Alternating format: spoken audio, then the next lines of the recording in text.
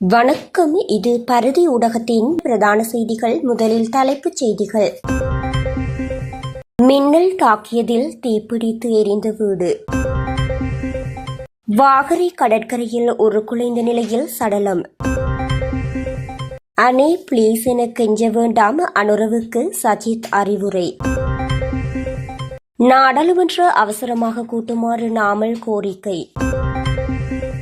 கணவனை கொடூரமாக கொலை செய்த மனைவி.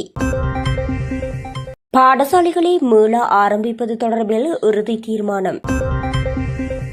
அனர்த்த பகுதிகளை பார்வையிட வேண்டாம், விடுக்கப்பட்டுள்ள எச்சரிக்கை.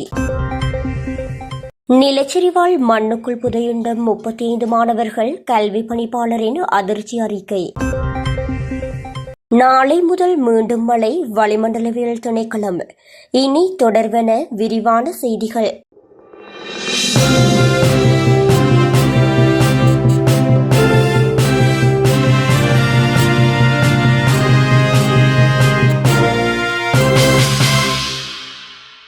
மின்னல் தாக்கியதால் வீடொன்று திடீரென தீப்பற்றி எரிந்துள்ளதாக அகுங்கல்ல போலீசார் தெரிவித்தனர். இந்த சம்பவம் நேற்றைய தினமிரவு காலை பலப்பிட்டி பகக்மனவத்த பிரதேசத்தில் இடம்பெற்றுள்ளதாக போலீசார் தெரிவித்தனர்.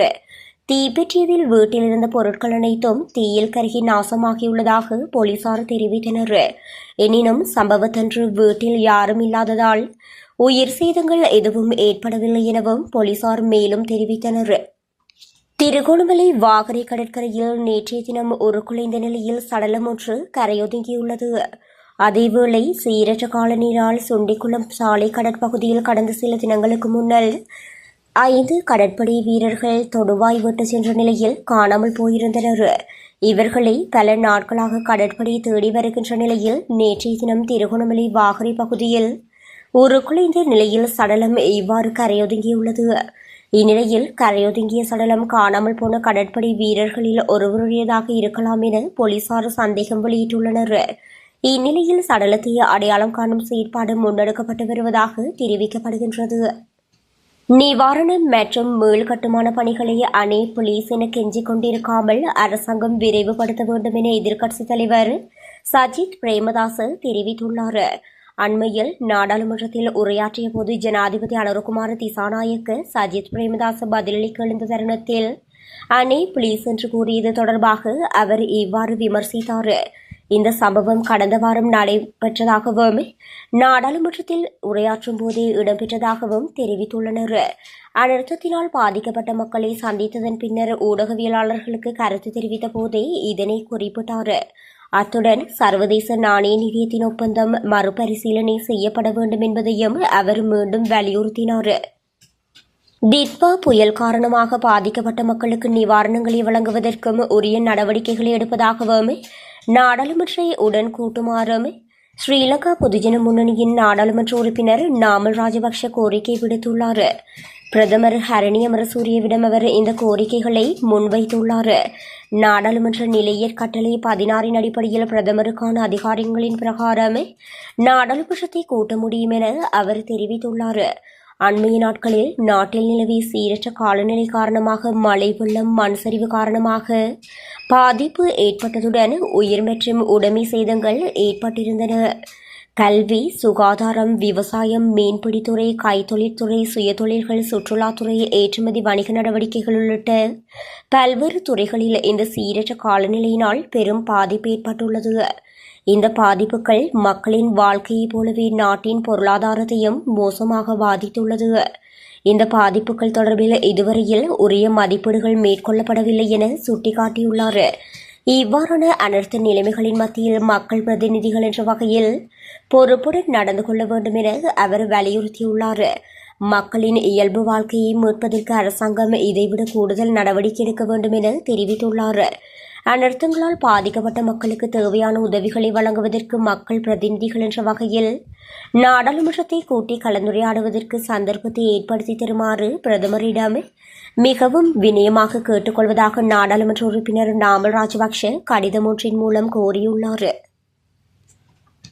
மிகிந்தலை போலீஸ் பிரிவின் மகா கிரிந்தேகம பகுதியில் ஒருவர் நேற்றைய தினம் காலை தாக்கப்பட்டு கொல்லப்பட்டுள்ளார். கொலை செய்யப்பட்டவர் மிகிந்தலை மகா கிரிந்தேகம பகுதியைச் சேர்ந்த 61 வயதுடையவர் எனவும் போலீசார் தெரிவித்துள்ளனர். நேற்று முன்தினம் இரவு குறித்த நபருக்கும் அவரது மனைவிக்கும் இடையே ஏற்பட்ட வாக்குவாதம் இடம்பெற்றுள்ளது. அதன் பின்னர் நேற்றைய தினம் காலை உயிரிழந்தவரின் மனைவி அவரை ஆயுதத்தால் தாக்கியுள்ளதாக இதுவரை நடத்தப்பட்ட விசாரணையில் தெரியவந்துள்ளது. இந்நிலையில் கணவனை கொலை செய்ததாக குற்றம் சாட்டப்படும் 53 வயதுடைய மனைவி கைது செய்யப்பட்டுள்ளார். இந்த சம்பவம் தொடர்பில் மிகிந்தலை போலீசார் மேலதிக விசாரணைகளை மேற்கொண்டு வருகின்றனர். நாட்டில் நிலவிய பேரிடர் நிலைமை காரணமாக பாதிக்கப்பட்ட பாடசாலைகள் மீண்டும் திறக்கப்படுவதற்கான சரியான திகதி இன்றைய தினம் தீர்மானிக்கப்படவுள்ளதாக தகவல் வெளியாகியுள்ளது. கல்வி அமைச்சில் இன்றைய தினம் நடைபெறும் கூட்டத்தில் இந்த முடிவெடுக்கப்படும் என கல்வி அமைச்சின் செயலாளர் நாளுக்கு கழுவ தெரிவித்துள்ளார். இது தொடர்பில் அவர் மேலும் தெரிவிக்கையில், நாட்டில் 500க்கும் மேற்பட்ட பாடசாலைகள் பாதிக்கப்பட்டுள்ளதுடன் 1,00,000க்கும் மேற்பட்ட பாடசாலை மாணவர்கள் பாதிக்கப்பட்டுள்ளனர்.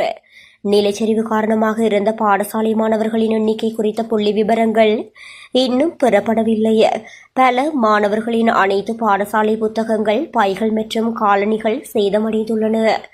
பதுளை, அனுராதபுரம், பொலன்னறுவை, கண்டி மற்றும் பிற பகுதிகளில் சேதமடைந்த அனைத்து பாடசாலைகளும் தற்போது திருத்தம் செய்யப்பட்டு வருகின்றது. பேரிடர் பாதித்த பகுதிகளில் உள்ள பாடசாலை மாணவர்களின் நலனுக்காக பல்வேறு திட்டங்கள் செயற்படுத்தப்படும் என தெரிவித்தார். இதற்கிடையில் நாட்டில் 2,75,000க்கும் மேற்பட்ட பாடசாலை குழந்தைகள் டிட்வா சூறாவளியின் தாக்கத்தால் பாதிக்கப்பட்டுள்ளதாக யுனிசெஃப் கூறியுள்ளது. நாட்டில் அனர்த்தத்திற்குள்ளான இடங்களை பார்வையிடுவதற்கு வருவதை தவிர்க்குமாறும் அது மிகவும் ஆபத்தானது என்றும் அனர்த்த முகாமைத்துவ மத்திய நிலையத்தின் பணிப்பாளர் பிரதீப் கொடிப்பிலி தெரிவித்துள்ளார்.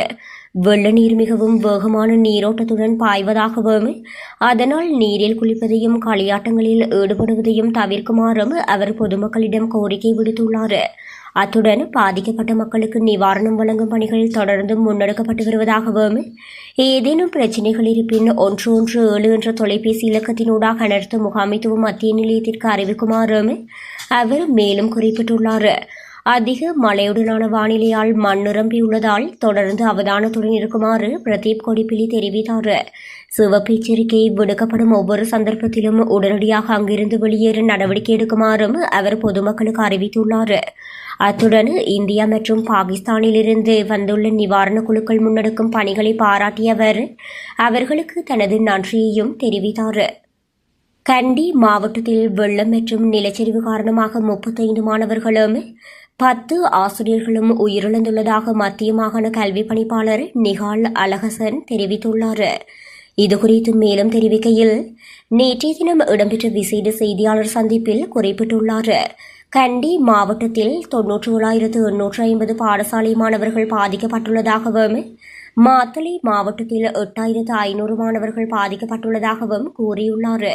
நேற்றைய தின நிலவரப்படி 25 மாவட்டங்களையும் பாதித்த மோசமான வானிலை காரணமாக 627 பேர் உயிரிழந்ததாகவும் 190 பேர் காணாமல் போனதாகவும் பேரிடர் மேலாண்மை மையத்திற்கு தகவல் தெரிவிக்கப்பட்டுள்ளது. 6,11,530 குடும்பங்களைச் சேர்ந்த 21,79,138 நபர்கள் பாதிக்கப்பட்டுள்ளதாகவும் தகவல் தெரிவிக்கப்பட்டுள்ளது.